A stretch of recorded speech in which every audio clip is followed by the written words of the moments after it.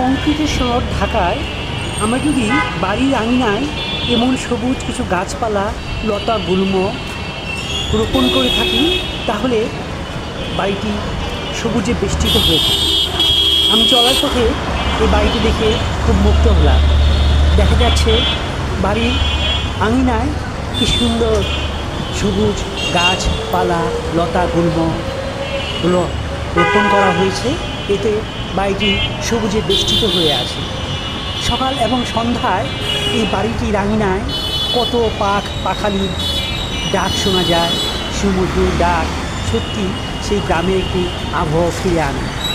আমরা ঢাকা আজ খুবই কংক্রিটের শহরে পরিণত হয়েছে বিধায় আমরা অনেক সময় বোরিং হয়ে যায়।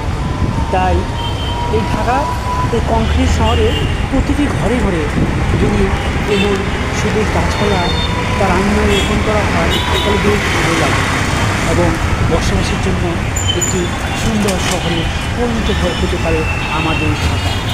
তাই আসুন আমরা বাড়ির আঙিনায় এরকম কিছু গাছপালা রোপণ করি, যাতে পাখালি বসে তাদের মধুর কণ্ঠে গান শোনায় এবং আমরাও মুগ্ধ হই। ধন্যবাদ প্রিয় দর্শক, সাথে থাকবেন আশা করি।